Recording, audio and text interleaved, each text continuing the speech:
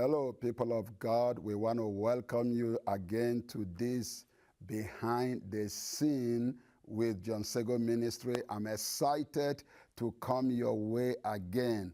We have been dealing on the topic in the last couple of weeks, how you succeed in a foreign land.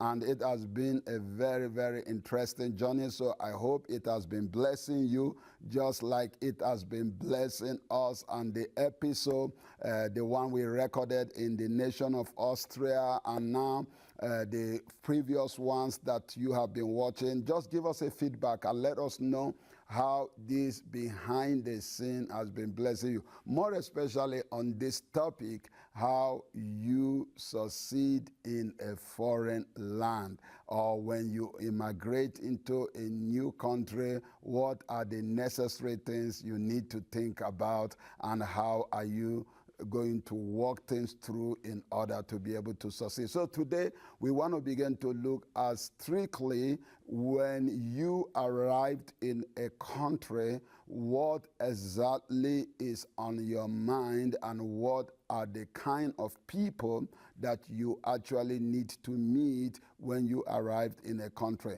In the previous time, we have also talked about the cultural shock. We have also talked about the things that you need to be aware of when you arrive in a foreign country. But today, we are looking at what is on your mind. You know, very often when people arrive in a foreign country, what they don't actually do is to have an agenda, or to have a plan, or to come already with what I call visibility studies, because they don't even plan. They have no plan. They just heard that maybe somebody have lived in this country and the person have succeeded, and then they just thought, okay, I'm going to go there. More especially if you are going to a nation like United States of America and you are going to New York, where it's known as the Big Apple. You know, I have been asking myself, why is New York called the Big Apple? And then I realized that it's like a very big apple that everybody can come and have a bite and it's never finished, you know. But sometimes when you go to places like that without planning, without having your own agenda, or without doing a visibility study, you will realize that actually you might not even see any of the apple to bite. So it will be very important for you to actually have a plan before you head to any country that you will like to migrate.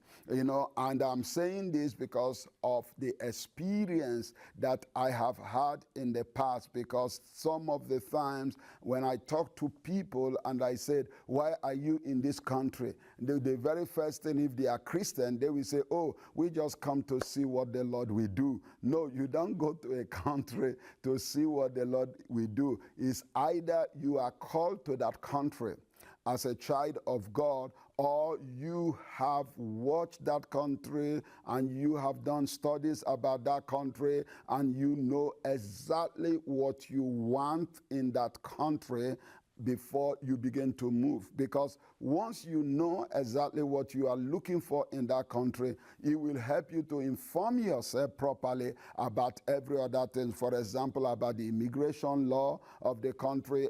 And then another example is even the visa, the type of visa that you need to get to that country. Because the very type of visa or the type of documentation that you need to get to that country, already a lot can be done in advance. I mean, by contacting the right people, getting the right information, preparing yourself with the right documentation, looking if you have all the requirements that is needed, and etc., etc., etc. So you don't just wake up and say, I'm going to a country by faith, you know, because very often when you arrive there, you will meet a lot of surprises, and if you are not prepared for those surprises, they might frustrate you and you might actually check out of the country. I give you an example. The very, very first time I came to Switzerland was the year 1992.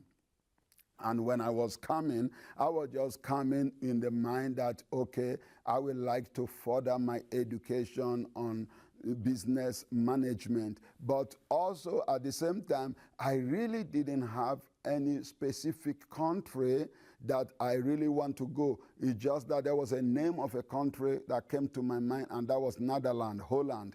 It came to my mind when I was in Africa to go to that nation, but I didn't actually know why I want to go to that nation. I didn't know what I'm going to do in that nation. So when I was ready to travel, I was telling everybody, I'm going to Holland, I'm going to Holland. But guess what? I finally landed in Switzerland. That shows you that I didn't have a plan. So because I didn't have a plan, when I first landed in Switzerland, maybe about 6 months down the line, I was very frustrated. I was frustrated with the language because I did not inform myself before I came to Switzerland. So I didn't even know that Swiss people don't speak English as a nation, that English was not the national language of the nation. And so I came into a country as an English-speaking person and ran into German-speaking people, French-speaking people, Italian-speaking people, and etc. And so I realized that I was totally lost in the nation, because even those days, as far back as 1992, we have fewer people to compare with today that speak actually English, because those days there were not internet and there were not, the modern use of computer like we have today. So fewer people could speak English. And so you can imagine how tough life was for me as an English-speaking person to come to a nation like that.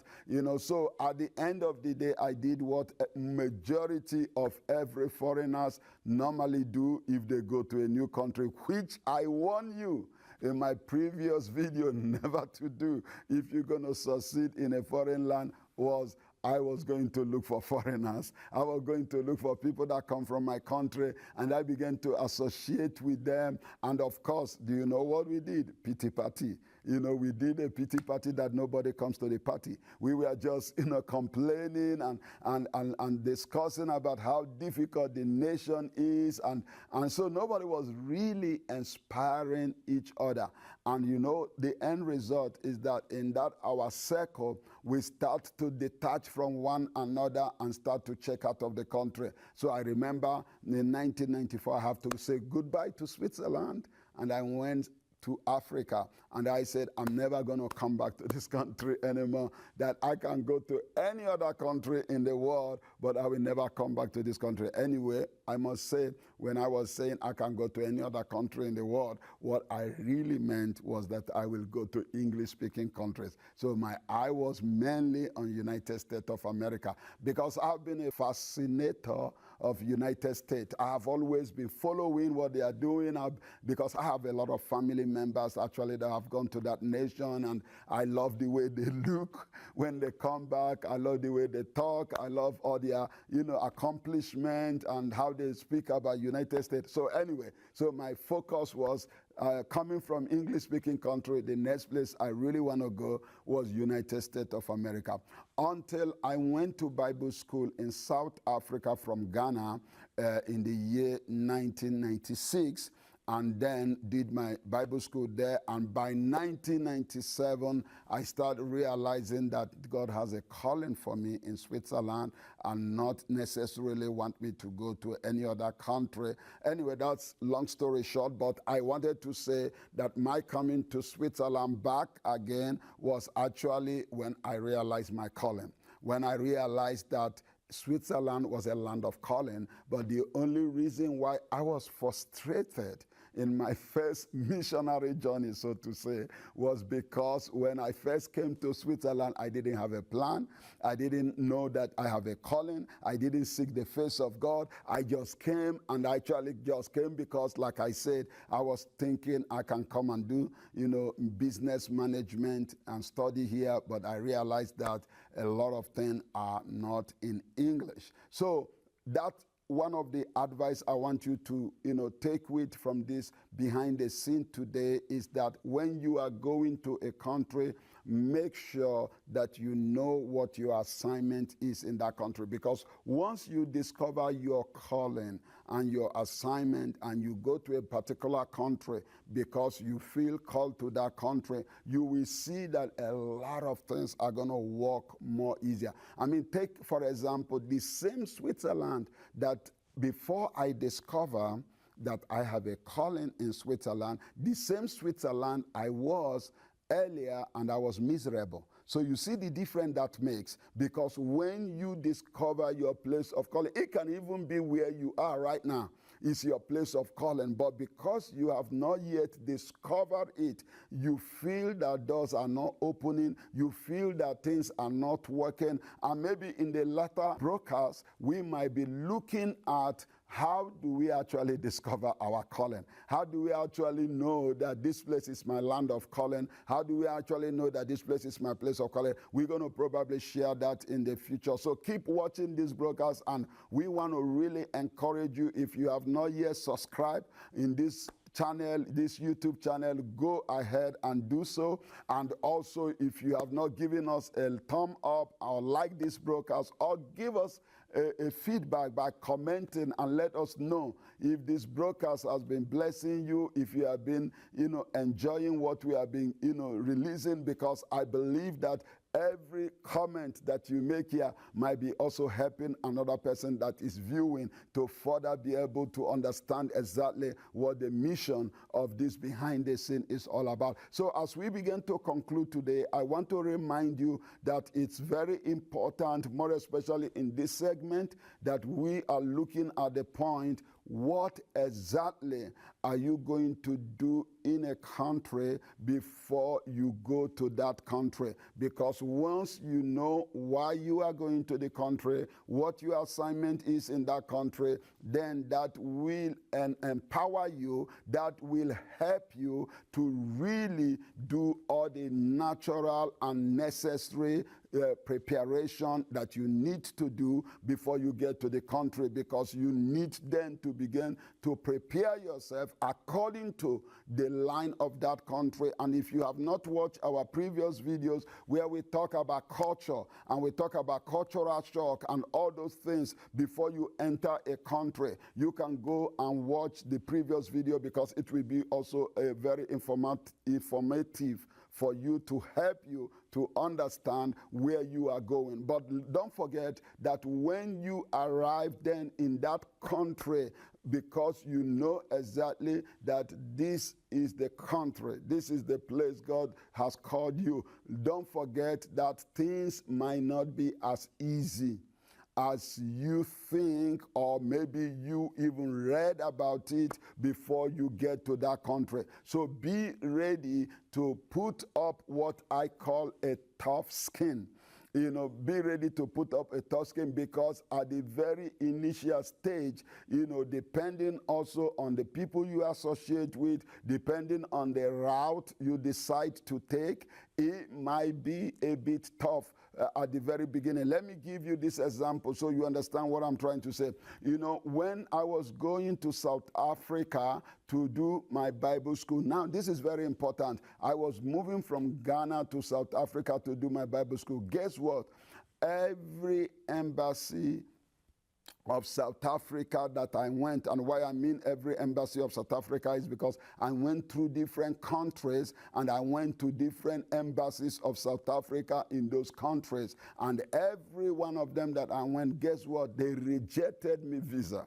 Can you imagine? I knew God wanted me to go to South Africa. I knew I was supposed to do my Bible school in South Africa, but starting from Ghana, and then I went to Mozambique, and then I went to Malawi, and because every one of these places, my Ghanaian passport could take me there visa free. But when I go to the embassy to get a visa, they reject me visa. But I did not give up. Are you hearing me? Because sometimes you have to apply violent, take it by force attitude. I did not give up. I continued to persevere until I met a pastor from the church where I was going to do the Bible school. After many, many years, I met the pastor, and then the pastor now told me, I'm going to help you to get you to South Africa, and he helped me to get me to South Africa. So the bottom line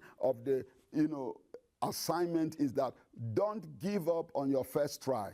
Don't give up because things are difficult. Once you know it's a place of assignment, it doesn't mean that everything is going to be easy, but push on, because eventually it will come to pass. Because don't forget, even Abraham, before he got to his promised land, or even the children of Israel, before they got to their promised land, it takes them several of years, but that was their promised land, and eventually they make it. So may God richly bless you. Until we come your way again next week, we want you to know that, again, if this behind the scene have been blessing you, give us a thumb up, subscribe if you have not subscribed on this channel, and let us hear from you how this has been blessing you. Until we come your way again, we want you to know we love you, we love you, we love you.